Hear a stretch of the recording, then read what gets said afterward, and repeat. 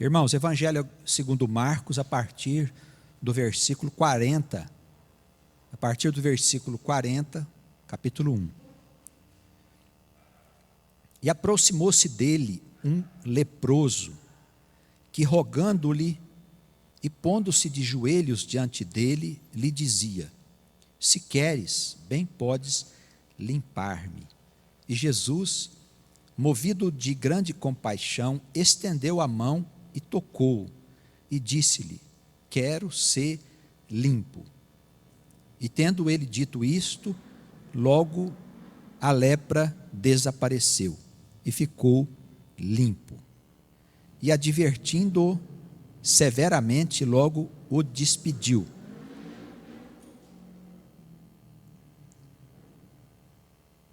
E disse-lhe: olha, não digas nada a ninguém, porém vai, mostra-te ao sacerdote e oferece pela tua purificação aquilo que Moisés determinou, de maneira que possa lhe servir de testemunho. Mas tendo ele saído, começou a apregoar muitas coisas e a divulgar o que acontecera, de sorte que Jesus já não podia entrar publicamente na cidade, mas conservava-se fora em lugares desertos, e de todas as partes iam ter com ele.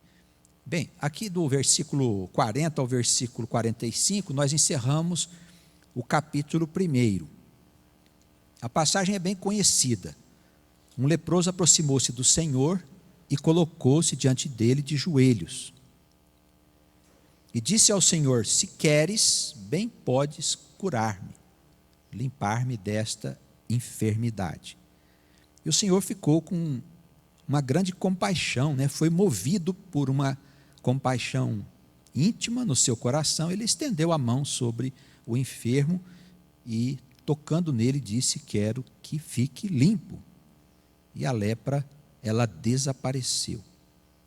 Jesus pediu a ele que fosse até os sacerdotes para cumprir com aquilo que Moisés havia determinado nos casos da doença contagiosa, da lepra, A pessoa vivia isolada, naquela época não tinha cura, e vivia isolado das comunidades, e para voltar a viver entre os homens era necessário alguns rituais, e quem determinava se a pessoa poderia ou não voltar para a convivência social eram os sacerdotes. Eles é que determinavam se a pessoa estava ou não curada.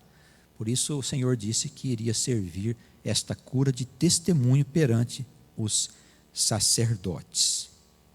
Tá bem? Aí, irmãos, o que vocês poderiam nos dizer aí? Alguma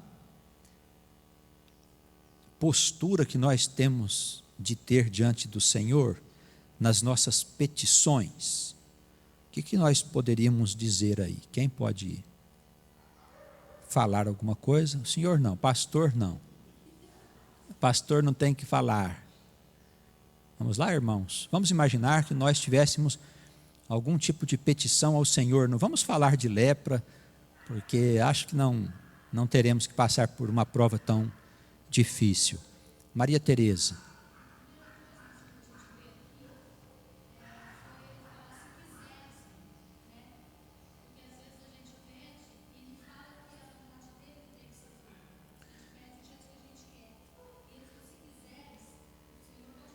Tá certo. Então nós temos uma dependência, A Maria Tereza respondeu bem.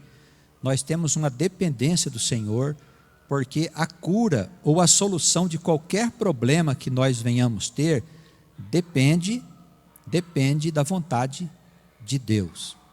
Ele é que opera a cura, das nossas enfermidades. Irmão Alex, fecha para mim aqui também, por favor, aqui atrás, as portas e janelas. Hoje os cachorrinhos estão muito agitados aí fora.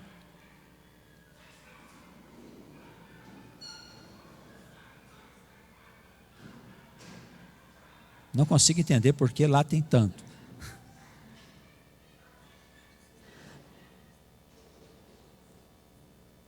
Bem, tudo aquilo que vamos pedir ao Senhor, nós temos que saber sempre desse princípio. Isso é um princípio que vale para todas as circunstâncias. O Senhor é que tem o poder, a vontade é dele. Se queres, Senhor, faça isso ou aquilo na minha vida. Se queres, porque tu podes. É assim que nós precisamos nos colocar. Qual o outro princípio, irmãos? Tem mais um princípio importante, Cristina.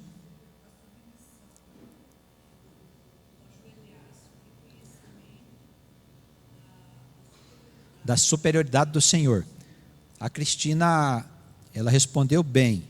O reconhecimento da autoridade de Deus sobre a nossa vida. Quer dizer, nós temos que nos colocar submissos ao Senhor. Se colocar de joelhos é se pôr em humildade perante Deus. Não adianta querer obrigar Deus a fazer nada para nós. Existem algumas igrejas evangélicas que vivem desafiando Deus, imagina. É uma coisa bastante infantil, determinar que Deus faça isso, faça aquilo. E até observa-se alguns fenômenos, eventos de curas, através de determinações. Esses dias um pastor me perguntou, dizendo que estava numa igreja onde havia essa prática, e que aconteciam algumas curas, e que o que a gente tinha a dizer sobre isso, né? Eu disse a ele, olha, meu irmão, eu só tenho a dizer o seguinte, que o diabo também faz sinais. Ele não faz curas evidentes, mas ele faz alguns sinais que podem enganar as pessoas. Ninguém pode determinar que Deus faça isso ou aquilo. É contra a palavra que está no Evangelho. Em toda a escritura cristã, que é o Novo Testamento, nós achamos palavra de submissão. O homem é nada, e o homem tem que se submeter à vontade de Deus, e tudo que ele for pedir ao Senhor, ele precisa pedir com humildade e sujeição. Se não for assim, nós não vamos obter o favor de Deus. Alguma dúvida sobre isso, irmãos? Vamos ter cuidado, porque o diabo faz sinais também, viu? Marinês.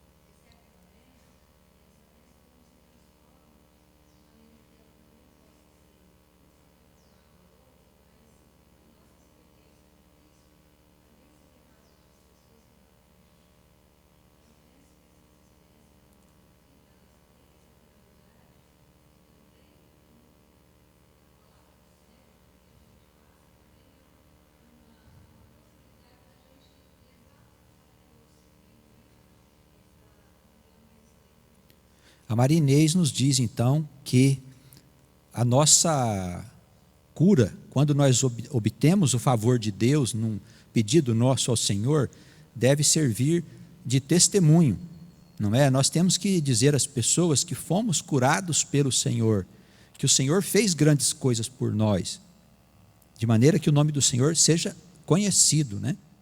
Algumas pessoas obtêm o favor do Senhor e ficam caladas. Nós temos que anunciar. E olha que Jesus disse ao leproso, para ele não falar nada a ninguém a respeito do que ele tinha recebido.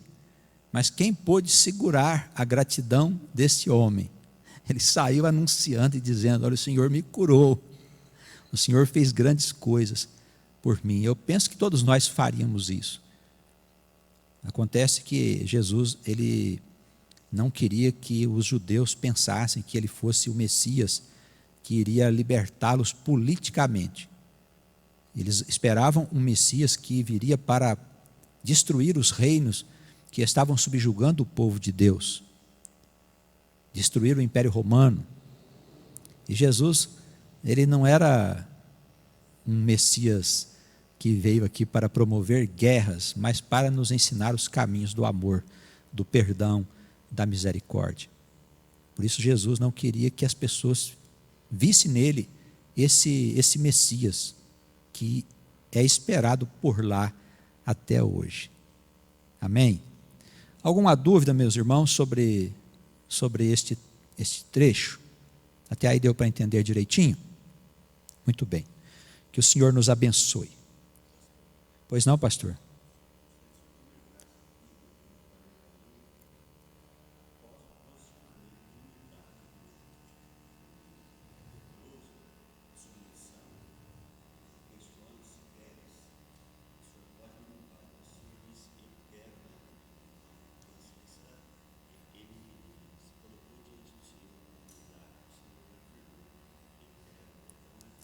Então o pastor Joel nos lembra aqui que o leproso se colocou de maneira conveniente, reconhecendo que Jesus era o Senhor e que se ele quisesse, ele poderia limpá-lo. Estando de joelhos, numa atitude bastante favorável à ação do Senhor, o Senhor então disse que queria que ele ficasse limpo. E assim aconteceu. Amém? Vamos ao Evangelho de Marcos, no capítulo 2.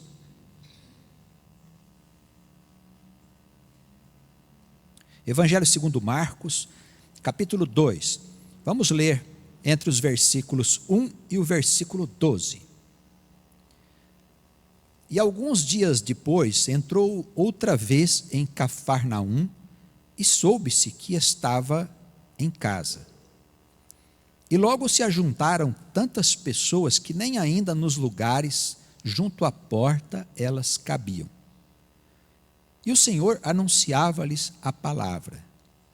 E vieram ter com ele, conduzindo um paralítico, trazido por 4 pessoas. E não podendo aproximar-se do Senhor, por causa da multidão, eles descobriram o telhado onde o Senhor estava e fizeram um buraco, baixando o leito em que jazia o paralítico. E Jesus, vendo a fé deles, disse ao paralítico: Filho, perdoados estão os teus pecados. E estavam ali assentados alguns dos escribas, que arrazoavam em seus corações, dizendo: Por que diz este assim blasfêmias? Quem pode perdoar pecados, senão Deus? E Jesus, conhecendo logo em seu espírito que assim pensavam ao seu respeito, lhes disse: Por que pensais sobre estas coisas nos vossos corações? Qual é mais fácil, dizer ao paralítico: estão perdoados os teus pecados? Ou dizer-lhe: levanta-te e toma o teu leito e anda? Ora, para que saibais que o Filho do Homem tem na terra poder para perdoar pecados, disse ao paralítico: A ti te digo, levanta-te, toma o teu leito e vai para a tua casa. E levantou-se e, tomando logo o leito, saiu em presença de todos, de sorte que todos se admiraram e glorificaram a Deus, dizendo: Nunca vimos tal coisa. Amém? Deve ter sido uma cena e tanto, hein? O coitado do escriba estava lá pensando, né? Que história é essa dele perdoar pecados? Ele está blasfemando. E o Senhor, que sabia de tudo, percebeu os seus pensamentos. Aí o Senhor disse a ele, né? O que é mais fácil fazer? Dizer ou pedir para ele ir? Levantar? Porque ele estava dizendo: olha, mas quem é ele para perdoar pecados? Só Deus pode fazer estas coisas, né? Aí o Senhor disse: bom, então vamos ver. Perdoados estão os teus pecados. Levanta e anda. E o homem levantou, pegou o leito dele e foi para casa. Coitado do escriba. Acho que até hoje ele não esqueceu dessa, hein, pastor?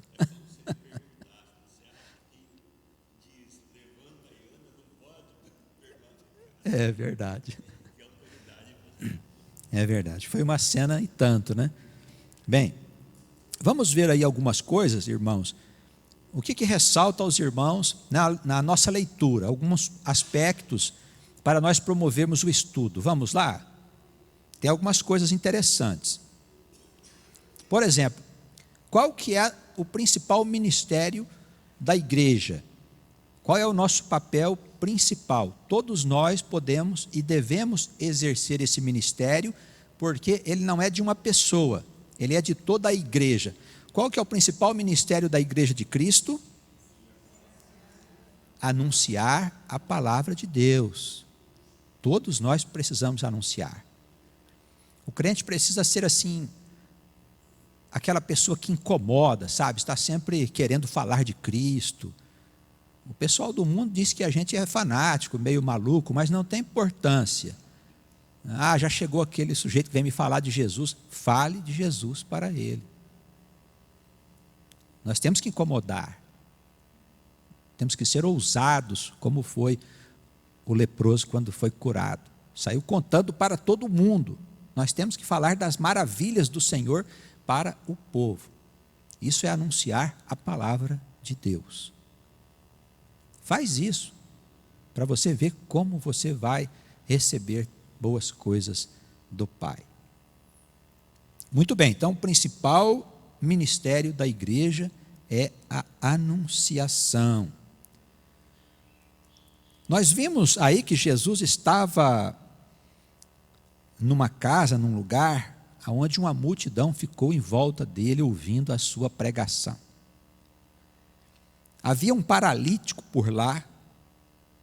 Estes homens, 4 pessoas, trouxeram este paralítico numa cama para serem curados, para ser curado pelo Senhor. E o que eles encontraram quando chegaram lá na casa onde o Senhor estava? Eles encontraram uma multidão e não tinha como passar no meio daquele monte de gente, né? Daquelas pessoas, para levar o paralítico até o Senhor. O que eles fizeram? Eles subiram no telhado da casa onde estava o Senhor, abriram um buraco e desceram a cama do homem por lá. O que nós podemos tirar desta passagem, desta situação?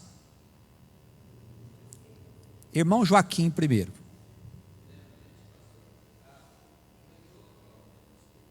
O paralítico.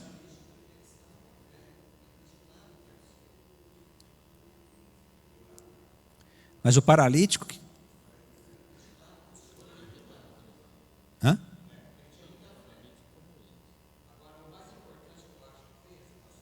Então, mas espera um pouquinho, só um pouquinho. Não está escrito aí que o paralítico acreditava, não? Não estava. Não está escrito. Então vamos consertar o negócio. Espera aí. Hã? Está escrito aonde, João? Aonde, João? Hã? Qual versículo, João?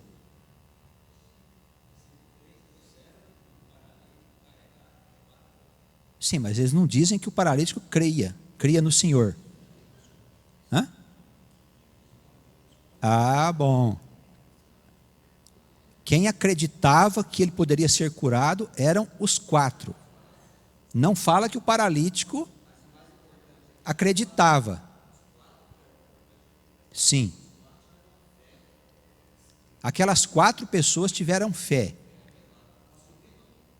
Nesse caso, foi dispensada a fé do paralítico, percebe?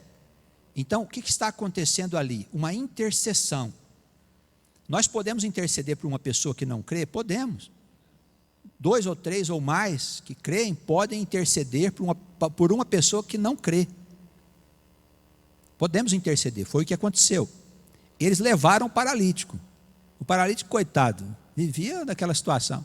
Evidentemente, ele deve ter concordado, vamos lá, né?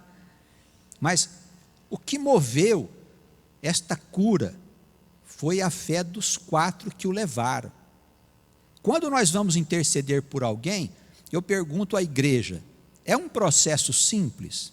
É fácil, só chegar lá você já vai obtendo o favor do Senhor? Não. O que é que mostra que não é fácil?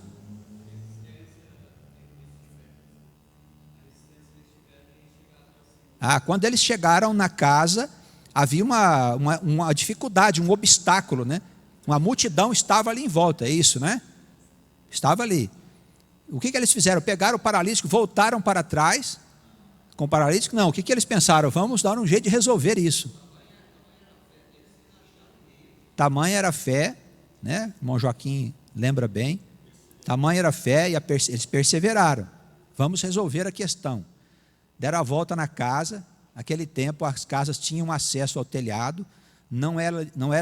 Os telhados não eram de telhas como aqui nos nossos dias. Era uma mistura de barro com palha. E eles abriram um buraco naquele telhado e desceram a cama com este homem diante do Senhor. Imagina a dificuldade e como o Senhor deve ter visto isso. Um testemunho de fé. O trabalho que eles tiveram assim, e a perseverança, né? Senhor, não tem como nós chegarmos pelas vias diretas, então nós vamos pelas vias indiretas mesmo.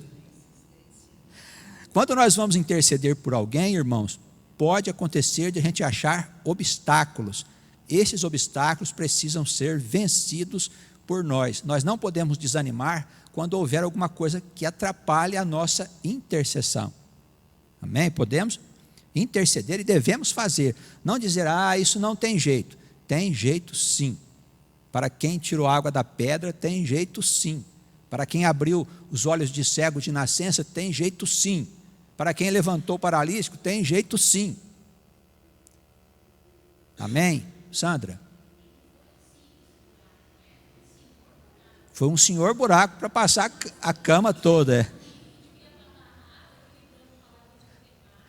Eles de certo devem ter dito assim, alguém aí embaixo, pegue a cama, né? Dá para imaginar as pessoas pegando aquela cama e descendo a cama e colocando diante do Senhor, né? Deve ter sido uma cena maravilhosa. Bom, aliás, a vida do Senhor é maravilhosa, né? Pois não.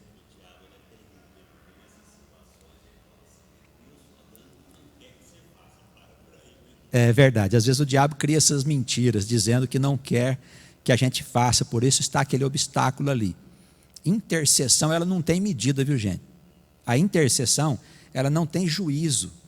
Sempre quando você for pensar em ajudar alguém, você nunca deve fazer juízo sobre aquela circunstância. Isso aí é um pecador, vive na bagunça, não dá. Não adianta pedir para Deus porque não vai dar. Aí o diabo fala, é mesmo, não dá não, não faça não.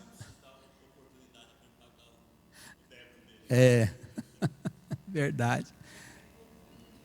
Então, nós não devemos fazer juízo quando a gente for interceder por alguém que precisa de socorro. A intercessão, ela é filha do amor. E o amor não faz juízo, o amor ama. Então, você vai lá e faz o que estiver ao teu alcance para que aquela pessoa seja socorrida por Jesus. Tá bem? Esse é o poder da intercessão. Pouca gente usa, os crentes costumam pedir para o pastor interceder. Eu acredito que os crentes têm mais poder de intercessão do que o pastor. Porque o pastor é um homem como os crentes, não é diferente. Ele está ocupando o lugar de pastor. Mas os crentes que têm ligação com aquela pessoa, que querem ajudar aquela pessoa, esses crentes estão com os seus corações em melhor disposição para que aconteçam milagres. O pastor frequentemente o faz só por formalidade. Como ele é pastor, ele vai lá para poder orar, porque pediram, mas ele não tem laços afetivos com aquela pessoa a quem se quer ajudar. Os crentes têm muito poder de intercessão e devem usá-lo. Não estamos desfazendo do pastor, mas nós estamos querendo que os crentes também exercitem o seu sacerdócio natural. Todos podem. Irmã Vera, pois não.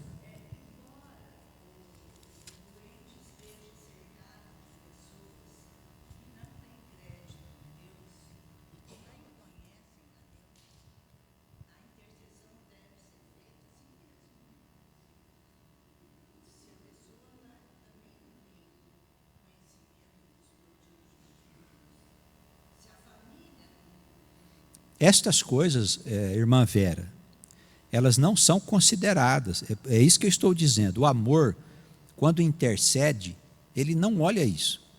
Se tem conhecimento, se não tem conhecimento, se fez, se não fez, se merece, se não merece. O amor não olha isso. O amor simplesmente ama.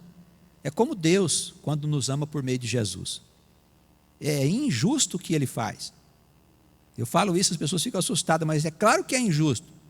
Se fosse por justiça, nós estávamos perdidos no inferno. Estaríamos no inferno, irmãos.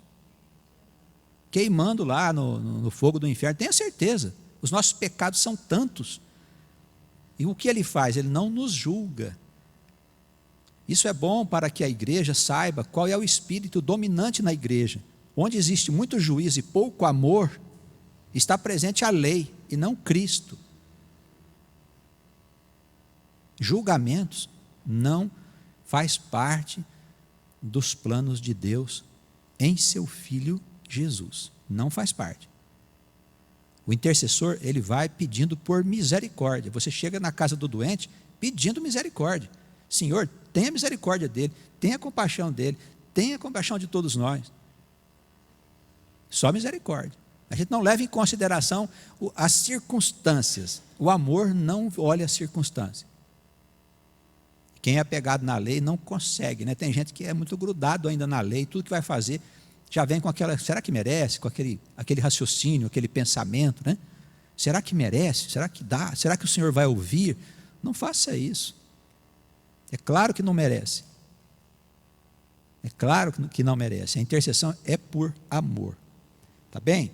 Bom, Jesus, ele estava ali, enviado de Deus, ele foi revestido com os dons do próprio Deus, e por isso, ele fez todas as obras de Deus. Ele mesmo dizia, as obras não são minhas, mas são obras do meu Pai. A doutrina que eu ensino não é uma doutrina minha, é uma doutrina do meu Pai. E por esta razão, ele perdoava pecados.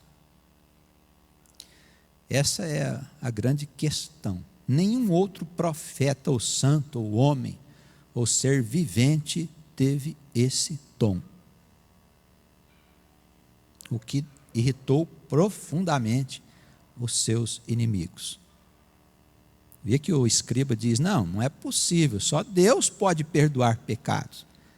E é certo, só que ele era o enviado, e trazia o Espírito de Deus repousando sobre si. E ainda bem que ele veio.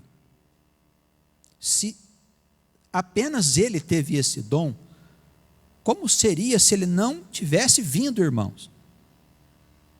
Estaríamos todos mortos por causa da lei, em nossos pecados. Jesus trouxe o perdão dos pecados e trouxe para nós a vida. Nós somos hoje felizes, esperançosos, acreditamos que vamos superar todas as dificuldades por causa do seu perdão e das suas promessas. Jesus é maravilhoso. É maravilhoso, é uma bênção. É uma bênção de Deus sobre nós, estendida gratuitamente, não custa absolutamente nada. Porque não olha a circunstância. Chega nos amando, chega envolvendo a nossa vida, tirando da nossa vida o mal, estabelecendo o bem, gratuitamente. Então, o Senhor, o escriba, que ele colocou uma questão espinhosa. Parece assim que ele estava indo contra o Senhor, mas na verdade ele estava fazendo um questionamento, ele não cria ainda no Senhor. Não se sabe se ele se converteu, não se sabe, não é? Mas ele deve ter ficado muito chocado com o que aconteceu. Foi como se o Senhor tivesse dito a ele, bom, então eu vou te mostrar que Deus está aqui entre vós. Se só Deus perdoa pecados, não é? Então eu te digo, teus pecados estão perdoados, levanta, pega o teu leito e vai para a tua casa. O escriba deve ter caído duro de costas. Ele disse, Deus está aqui. Não é verdade? Se o homem levantou e carregou o leito e foi embora, irmão,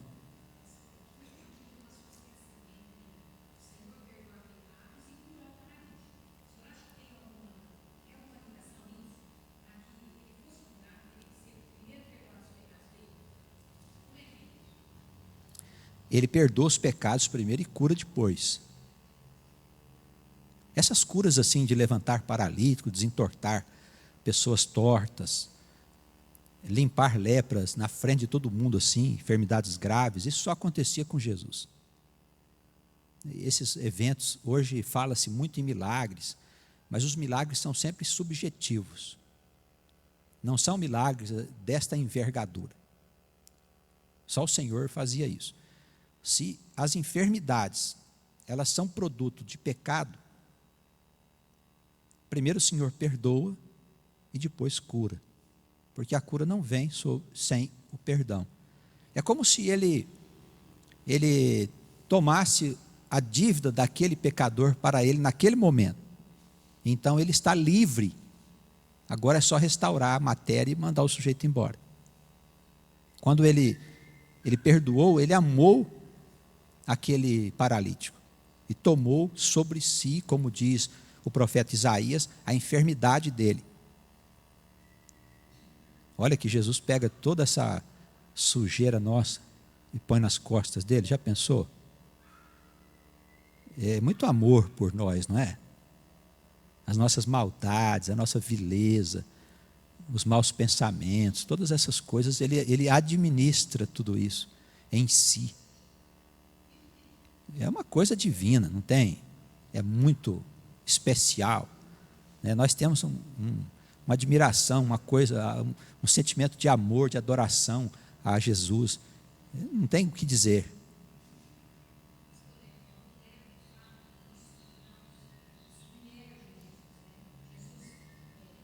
Toma para si. Lutero dizia que o Senhor absorve os nossos pecados em si mesmo, né? Mas é pecados da humanidade, dos que creem. É muita gente, é muito pecado, muito pecado. Daí os profetas, quando eles estavam em espírito, nos seus transes, né? Eles viam o Senhor, se atiravam aos seus pés e chorando, porque não há outra coisa a fazer, né? É maravilhoso o Senhor. Quem ia perguntar aqui dos irmãos? Irmão?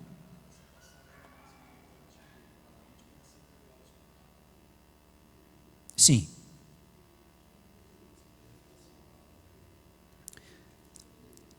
Para o paralítico era importante que ele se libertasse daquela paralisia, não é? Para ele.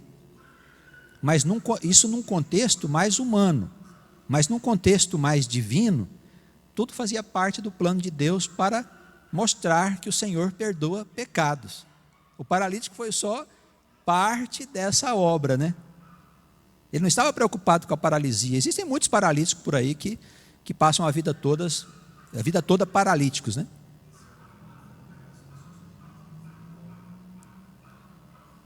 Como ele disse? Hã? Sim.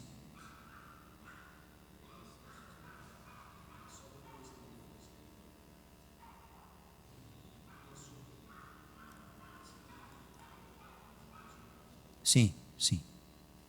Mas é que a gente, quando vê um evento como esse que aconteceu com o paralítico, nós costumamos a dividir isso tudo em partes, né? Nós somos humanos e gostamos de saber como 2 e 2 é 4. Tem essa particularidade, essa outra, mas nós temos que ter uma visão mais ampla de tudo isso. Esses eventos aconteceram não por causa da doença, senão Jesus teria curado todos os paralíticos do mundo. Aconteceu para que as pessoas soubessem, tivessem certeza de que Ele é o Filho de Deus, aquele que perdoa pecados. E tendo ido embora, ressurgido depois da morte, vencido a morte e o inferno, Ele continua agora perdoando os pecados daqueles que creem nele. Né? Continua levantando a nós da nossa morte, nos dando vida. E nós temos que buscá-lo todos os dias, porque todos os dias nós morremos e vivemos em Cristo. Tal é o estado dessa humanidade, todos os dias. Alguma coisa nós fazemos ou pensamos que não convém ao Senhor. Tá bem, irmãos? Oi. Irmão Sidney, pois não?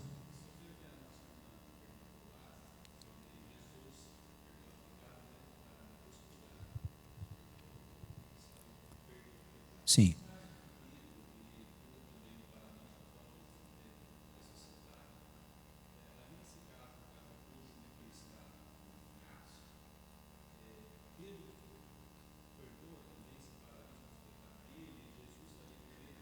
assim, o irmão Sidney está fazendo uma abordagem dizendo que outros apóstolos curaram também como Jesus curou, não é isso? Sim, é importante nós sabermos que o Senhor, depois de ter nos dado o Espírito Santo, Ele concede a nós todos os dons. Assim fez com Pedro, né, com os outros apóstolos, com Paulo. E eles passaram em si mesmo a ter o dom de perdoar os pecados. Quando um crente verdadeiro, fiel, dedicado, amoroso, ele abre a sua boca para falar de Deus, a palavra dele tem poder de condenar ou de salvar. Por isso o crente ele pode perdoar pecados e pode condenar as pessoas pela sua palavra. E se ele cura alguém é pelo Espírito Santo. E se houve a cura é porque os pecados foram perdoados. Isso em regra geral. Não vamos pensar assim, todas as enfermidades são produtos do pecado. Algumas não, pode ser que uma gripe não seja produto do pecado, um resfriado, né, uma dor de cabeça, mas tudo isso é disfunção da alma. São almas que estão em busca de entrar em harmonia com Deus. Todas as coisas, mesmo as mais simples enfermidades, são sinais de uma alma que precisa estar em harmonia com Deus.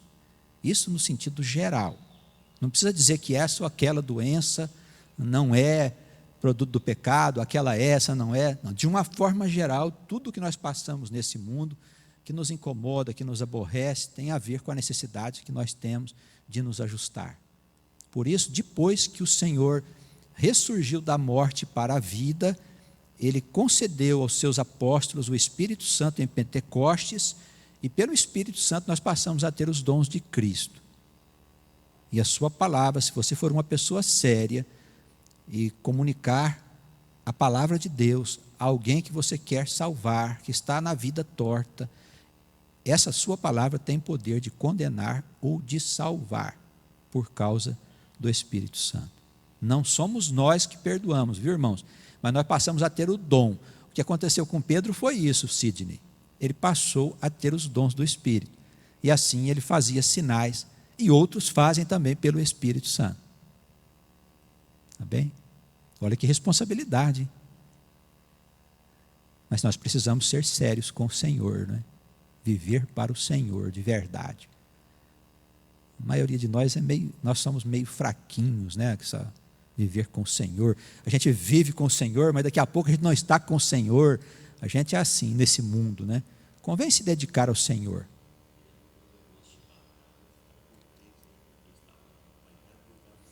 Eles sofriam por causa do Senhor e eles ficavam contentes com isso, né? Quando nós sofremos alguma coisa, a gente já vem na igreja reclamar rapidinho, pastor, acho que fizeram alguma macumba para mim. Eu acho que tem algum mal olhado na minha vida, não é possível, só dá coisa errada, tudo dá errado para mim, tudo mais. Eu estou sendo perseguido, estou sendo caluniado. Será que o pastor não pode fazer alguma coisa? Uns dizem que é os antepassados, né, que pecaram, agora eu estou pagando o pecado dos antepassados. Isso não tem nada a ver com Jesus, irmãos. Não tem nada a ver com Jesus e nem com o evangelho da salvação. Por causa do evangelho é bom sofrer. Por causa do evangelho, não por causa de pecados. Tem gente que vive sofrendo por causa dos pecados, tem uma vida torta, uma vida enganosa, vive na mentira. Tem que ter cuidado, né, irmãos? Estamos na igreja, não é para brincar, não. A coisa na igreja de Cristo é muito séria, é grave, é grave. Vamos seguir. Vamos ler agora até o versículo. Vamos fazer a leitura entre os versículos 13 e o versículo 17, para concluirmos a reunião de hoje, os nossos estudos. E tornou a sair para o mar, e toda a multidão ia ter com ele. E ele os ensinava. E passando, viu Levi, filho de Alfeu, sentado na recebedoria. E disse-lhe: segue-me. E levantando-se, o seguiu. E aconteceu que, estando sentado à mesa em casa deste, também estavam sentados à mesa com Jesus e seus discípulos, muitos publicanos e pecadores, porque eram muitos e o tinham seguido. E os escribas e fariseus vendo-o comer com os publicanos e pecadores, disseram aos seus discípulos: por que come e bebe ele com os publicanos e pecadores? E Jesus, tendo ouvido isto, disse-lhes: os sãos não necessitam de médico, mas sim os que estão doentes. Eu não vim chamar os justos, mas sim os pecadores ao arrependimento. Irmãos, essa palavra aqui, ela nos mostra uma coisa muito séria. Qual é o papel da igreja e como nós devemos anunciar? É muito difícil você anunciar a palavra de Deus a pessoas que não querem saber dela. Você não deve levar a palavra de Deus aos que estão vivendo na felicidade do mundo. Nós temos que anunciar a palavra de Deus aos que estão enfermos, aos que estão precisando dela. O nosso coração, ele precisa estar sensível para perceber aonde está essa necessidade. Não adianta nada, a gente tem lá um parente nosso, o sujeito mora num condomínio, tem uma casa maravilhosa, tem um alto salário, carros do ano, os meninos estudando no exterior, você chegar lá e falar de pobreza para ele, de reino de Deus, que a gente tem que dividir o que a gente tem com os outros. O sujeito vai dizer: vocês são malucos. Os irmãos percebem?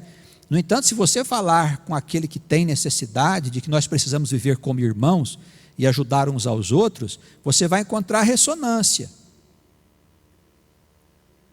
Quem que eram os publicanos? Os cobradores de impostos, pessoas mal vistas. Por que ele andava com prostitutas no meio do povo pecador? Porque ele teria vindo para ajudá-los. Os fariseus ficavam extremamente irritados com isso, porque eles tinham essas pessoas como pessoas de má índole. Eles olhavam com maus olhos para os pecadores. Eles se sentiam justos, eles achavam que eles eram pessoas maravilhosas. E nós temos isso hoje na igreja evangélica. Infelizmente, nós temos crentes que se acham, usando o linguajar dos meninos aí, se acham, o pessoal se acham os justos, os salvos. Até uns que pensam que só eles vão entrar no reino. É bem capaz que Deus teria feito o universo para abrigar meia dúzia de acelerados e aloprados, né? Porque quem pensa isso é aloprado. Não é verdade, irmãos? Os fariseus, eles ficavam irritados com isso. Nós temos que dizer que o evangelho veio para a salvação dos pecadores. Olha, eu não tenho necessidade porque eu já sou um justo. Não temos que falar com ele. Você não quer saber do evangelho? Problema teu.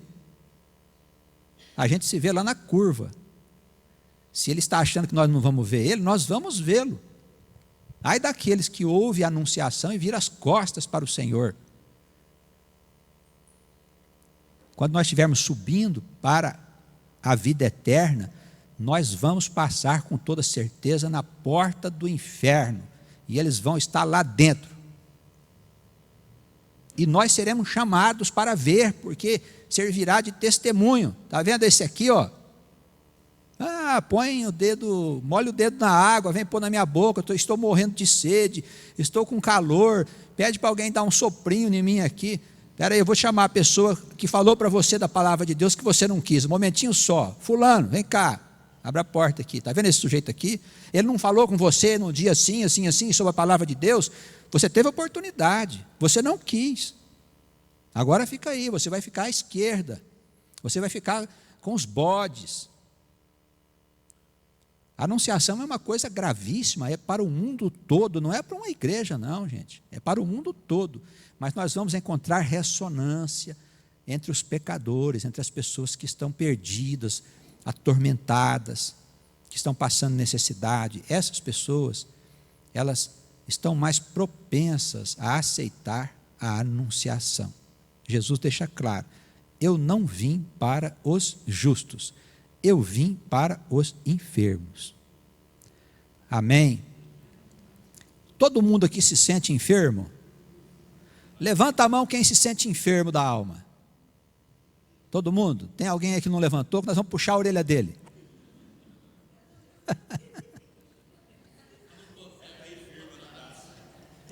Quem tiver um fardo bem pesado de pecado, levanta as duas mãos.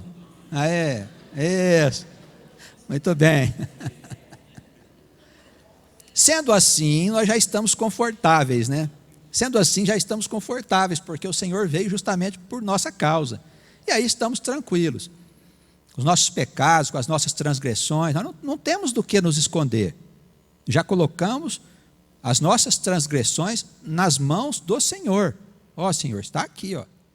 Daqui para frente o Senhor toma conta, o Senhor gerencia, se o Senhor quiser empurrar para cá, o Senhor empurra, se o Senhor quiser empurrar para lá, o Senhor empurra, o Senhor que sabe. Eu estou à tua disposição.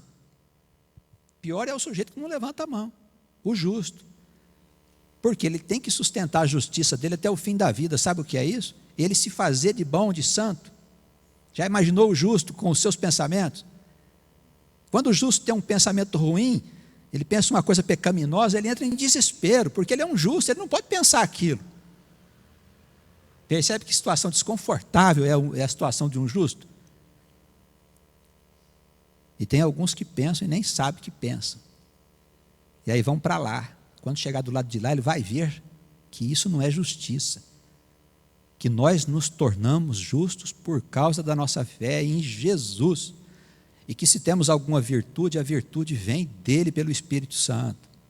Não é obra nossa, as virtudes são de Deus. Nós não merecemos o favor de Deus. Não merecemos. Ele que nos ama. Não é? Então, quando você for amar o seu filho, não faça juízo dele. Não dispensa a instrução, a educação, a corrigenda, mas ame o seu filho. Nunca diga, não vou fazer isso porque você está sob castigo. Não faça isso. Deus não faz isso com você. Ele te ama. Ame o seu filho. A força do amor é muito maior do que qualquer corrigenda. Às vezes nós temos que dar uns petelecos nos meninos quando está crescendo, mas é um ou outro. O que manda é o amor e o exemplo dos pais. Como disse a irmã Maria Inês, o nosso exemplo que nós temos recebido de Cristo. Uma vida abençoada, santa, séria, grave, isso influencia os teus filhos.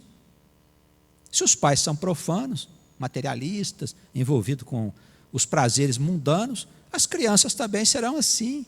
Não tem como fazer. Filho de peixe, peixinho é, não é? Olha que responsabilidade que nós temos. Então, cuidado com a ideia de justiça. Essa ideia é terrível e vive assombrando as igrejas evangélicas. Com Jesus nós amamos, não julgamos. Tá bem? Alguma dúvida sobre essa questão, irmãos? Irmão Jorge?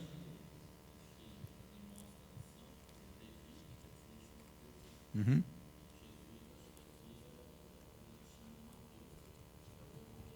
Isso.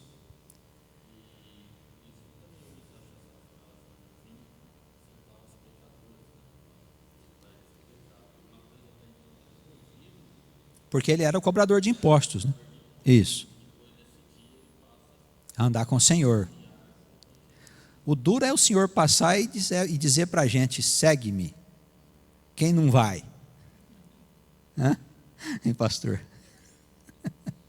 Eu acho que todos nós, em algum momento, que estamos aqui, né, devemos ter ouvido esse chamado. Quem ouviu não vai embora. Tem gente que passa pela igreja um tempo e depois vai embora, né? São pessoas que estão destituídas dessa bênção do Senhor ter chamado. Mas quando o Senhor chama, a gente não vai embora. Não tem como. Ele disse, segue-me, é o Filho de Deus, você está louco?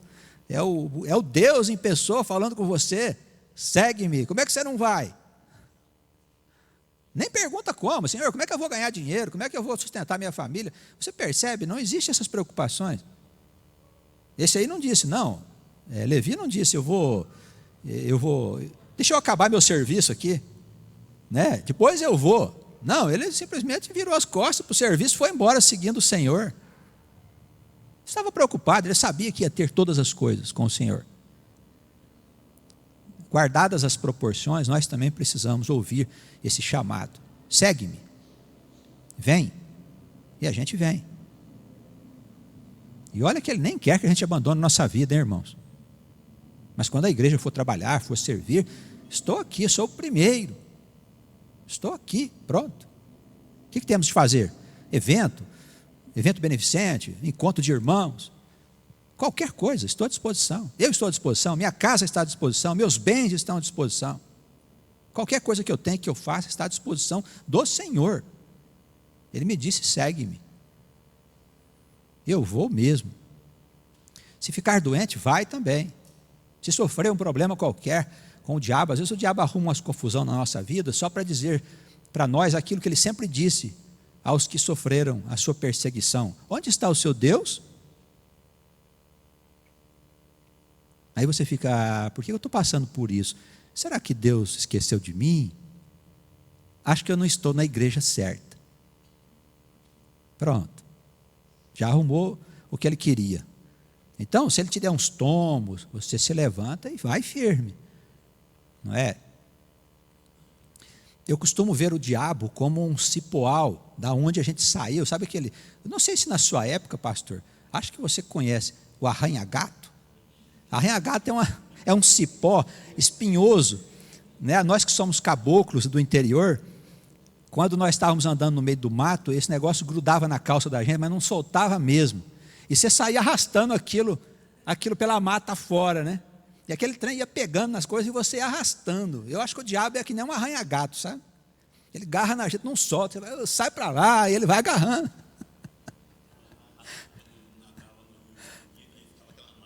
Ficava aquelas marcas, não é verdade?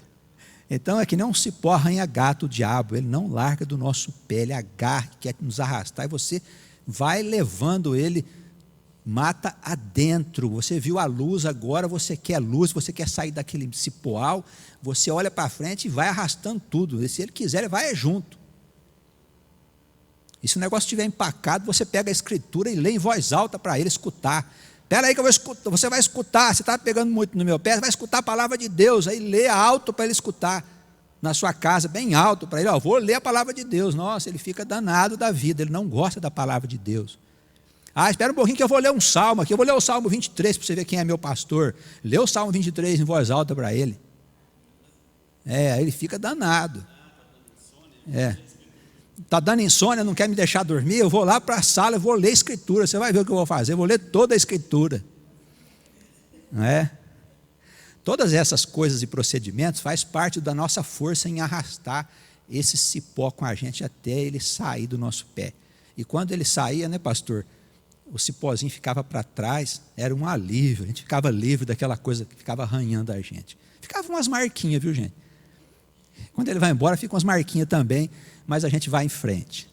Tá certo? Que o Senhor nos abençoe. Pastor Joel, ora.